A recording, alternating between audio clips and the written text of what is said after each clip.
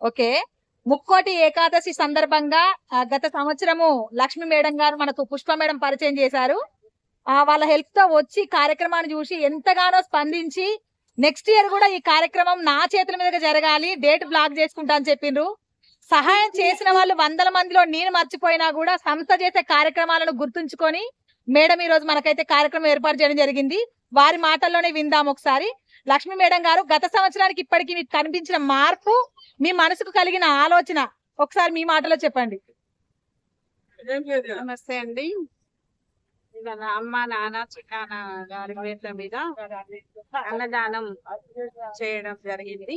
Last year కూడా మేము చేసాము. చాలా హ్యాపీగా అనిపించింది.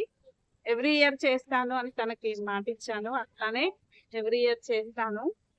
అసలు లాస్ట్ ఇయర్ కి ఈ ఇయర్ కి చాలా ఇంప్రూవ్మెంట్ ఉంది. చాలా మంది ఆకలి తీర్చినట్టు సంతోషం కలుగుతుంది. ఇంట్లో ఎప్పుడైనా చుట్టాలకు వాళ్ళకి వీళ్ళకి ఇస్తాం కానీ ఆకలితో బాధపడుతూ అన్నం లేక విలవిలలాడే వాళ్ళకి మనం ఒక పూట అన్నం పెట్టినా కూడా అది చాలా తృప్తినిస్తుంది. అలాగే ధనలక్ష్మి గారు కూడా సంతృప్తిగా, సంతోషంగా, మనస్ఫూర్తిగా ఈ సర్వీస్ ను చేయడం జరుగుతుంది. తనను చూస్తే చాలా ఆనందం ఇస్తుంది. ఇలా మంచి మంచి ప్రోగ్రామ్స్ ఇంకా చేయాలి. తను చాలా మందికి కడుపు నింపాలి అని అనుకుంటున్నాను. మాకి కార్యక్రమంలో మాకు మా వంతుగా మేము చేసుకునే ఛాన్స్ దొరికినందుకు మేము చాలా హ్యాపీగా ఫీల్ అవుతున్నాం.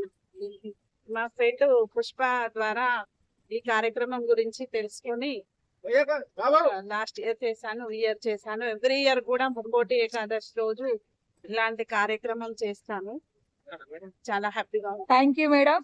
పుష్ప మేడం, మీరు రికమెండ్ చేస్తూ ఎంతో మందిని కార్యక్రమాలకు ప్రోత్సహిస్తున్నారు. మీ మాటల్లో కూడా. నమస్తే అండి.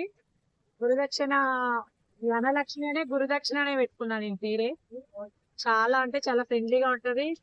అన్నదాన కార్యక్రమం అంటే తనకి ఎంతో ఇష్టం. ఏ ప్రోగ్రామ్ ఉన్నా సాయంత్రం 6 గంటలకు మాత్రం అన్నదాన ప్రోగ్రామ్స్ ఎక్కడున్నా అక్కడికి రావాలి. ఆ అన్నదాన ప్రోగ్రామ్ అనేది నిత్యంగా జరుగుతూనే ఉండాలి.